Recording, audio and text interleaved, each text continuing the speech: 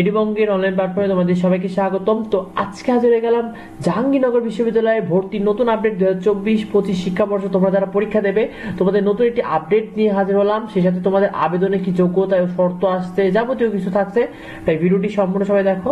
প্রথমে বলি, ঢাকা বিশ্ববিদ্যালয়ে তোমাদের পরীক্ষা হওয়ার পরে কিন্তু ফেব্রুয়ারি মাসেই কিন্তু জাহাঙ্গীরনগর বিশ্ববিদ্যালয়ে পরীক্ষা হবে, এই সংক্রান্ত একটি কথা তারা জানিয়েছে। আর একটি বিষয় বলেছে তারা কোনো প্রকার শীত পদ্ধতি এবার থাকবে না। তো এবার চলো দেখে আসি ইউনিট ভিত্তিক আবেদনের সাবজেক্ট, যোগ্যতা ও শর্ত কি কি আসছে তোমাদের। প্রথমে এ ইউনিট দেখো তোমাদের গাণিতিক পদার্থবিজ্ঞান বিষয়ক এবং ইনস্টিটিউট অফ ইনফরমেশন টেকনোলজি অর্থাৎ আইসিটি।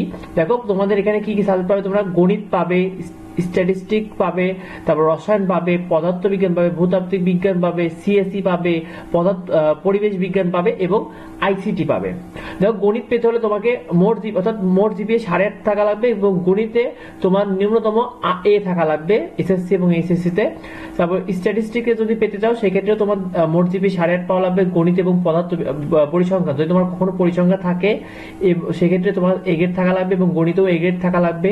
রসায়ন পেতে হলে তোমাকে 8.5 থাকা লাগবে, দুইটা মিলে অর্থাৎ এসএসসি এইচএসসি মিলে।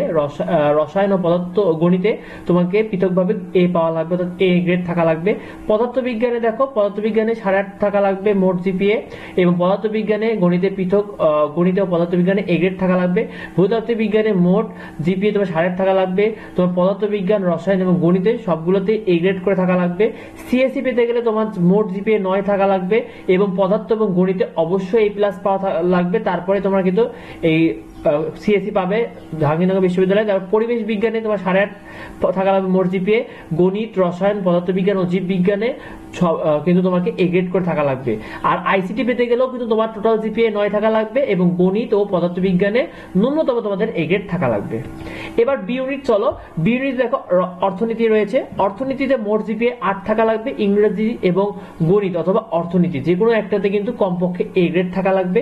ভূগোল ও পরিবেশে পেতে গেলে তোমার 8 পয়েন্ট থাকা লাগবে টোটাল জিপিএ। বাংলা ও ইংরেজিতে পৃথকভাবে তোমাদের এ গ্রেড থাকা লাগবে।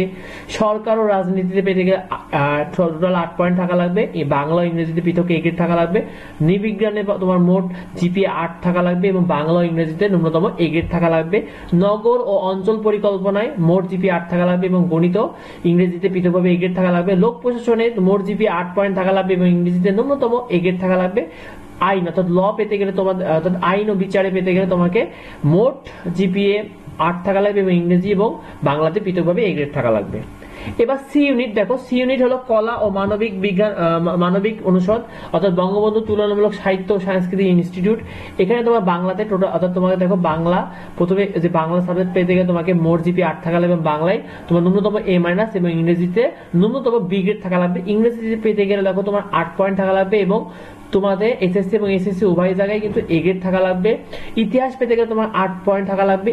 বাংলা ও ইংরেজিতে এ মাইনাস করে থাকা লাগবে অর্থাৎ ইতিহাস, দর্শন, প্রত্নতত্ত্ব, আন্তর্জাতিক সম্পর্ক, জার্নালিজম, ঠিক আছে, এইগুলো এবং হলো বঙ্গবন্ধু তুলনামূলক সাহিত্য, এগুলোতে তোমার কমপক্ষে 8 পয়েন্ট থাকা লাগবে এবং এ মাইনাস থাকা লাগবে ইংরেজি এবং বাংলায়। আর দেখো এখানে শুধুমাত্র বঙ্গবন্ধু তুলনামূলক সাহিত্য সংস্কৃতিতে তোমার যারা বিজ্ঞান ও ব্যবসা শিক্ষা থেকে আসবে তারা 8 থাকা লাগবে এবং মানবিকে 7.5 পেলে তোমরা এই সাবজেক্টটি পাবে। আর C1 অর্থাৎ উপ ইউনিট সি ইউনিটের এখানে তোমার দেখো কি থাকা লাগবে, এটা হলো কলা মানবিক অর্থাৎ নাট্য ও নাট্যতত্ত্ব, এখানে তোমার 7 পয়েন্ট থাকা লাগবে। বাংলা অন্য যে কোনো একটি বিষয় তোমার ন্যূনতম বি গ্রেড থাকা লাগবে এবং চারুকলাতেও কিন্তু চারুকলা পেতে গেলেও 7 অর্থাৎ ইংরেজি বাংলাতে উভয় বি গ্রেড থাকা লাগবে। এবার দেখো ডি ইউনিটে উদ্ভিদ বিজ্ঞানে তোমার মোট জিপিএ 9 থাকা লাগবে। জীববিজ্ঞানে এ মাইনাস থাকা লাগবে।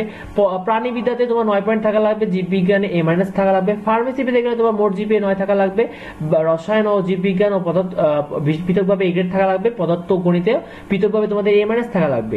তবে দেখো প্রাণ রসায়ন ও অনুপ্রাণ বিজ্ঞান 9 থাকা লাগবে। রসায়ন ও জীববিজ্ঞানে এ প্লাস থাকা লাগবে। মাইক্রোবায়োলজি পেতে গেলে তোমাকে মোট জিপিএ 9 পয়েন্ট থাকা লাগবে। রসায়ন ও জীববিজ্ঞানে পৃথকভাবে এ গ্রেড থাকা লাগবে। Biotechnology biotechnology and genetic engineering পেলে গেলে তোমার 9 পয়েন্ট থাকা লাগবে, রসায়ন, পদার্থবিজ্ঞান, জীববিজ্ঞান ও গণিতে পৃথকভাবে এ গ্রেড থাকা লাগবে, এবং পাবলিক হেলথ এন্ড ইনফরমেটিক্সে 9 পয়েন্ট থাকা লাগবে, রসায়ন, জীববিজ্ঞান এবং গণিতে পৃথকভাবে এ গ্রেড থাকা লাগবে। এবার দেখো ইউনিটে তোমাদের কি, এটা হলো বাণিজ্য অর্থাৎ বিজনেস স্টাডিজ, এখানে তোমাদের ন্যূনতম 3.5 থাকা লাগবে। তোমাদের এখানে finance and banking, marketing, accounting and information systems and management studies পাবে। এখানে ব্যবসা শিক্ষা বা মানবিক শিক্ষা যে কোনো শাখাতে তোমাদের 7.5 থাকা লাগবে এবং বিজ্ঞানে 8.5 থাকা লাগবে। শর্তগুলো কি দেখো, ব্যবসা মানবিকের জন্য গণিত, অর্থনীতি, হিসাব বিজ্ঞান, ব্যবসা সংগঠন, ফিনান্স ও বিমা এই বিষয়গুলোতে A- থাকা লাগবে, এবং ইংরেজিতেও তোমাদের A- থাকা লাগবে, তাহলে পরীক্ষা দিতে পারবে। আর গণিতে পরিসংখ্যানে A গ্রেড থাকা লাগবে এবং ইংরেজিতেও তোমার ন্যূনতম A- থাকা লাগবে। এবার দেখে আসি চলো আবেদনের ফি কত হতে পারে। তোমাদের আবেদনের ফি অনলাইনে ডেবিট কার্ড, ক্রেডিট কার্ড অর্থাৎ মোবাইল ব্যাংকিং সেবায় ফি দিতে হতো। তোমরা মোবাইল ব্যাংকিং যে বিকাশ, নগদ এগুলোর মাধ্যমে টাকা পেমেন্ট করতে পারবে।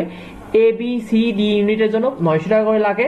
ইউনিটের ক্ষেত্রে তোমাদের 750 টাকা করে লাগবে, এবং C1 অর্থাৎ উপ ইউনিট যেটা ছিল সেক্ষেত্রে তোমাদের 600 টাকা লাগবে, এবং আবেদন ফির সাথে তোমার 1.2% করে চার্জ কেটে নেওয়া হবে, এটা তারা বলেছে।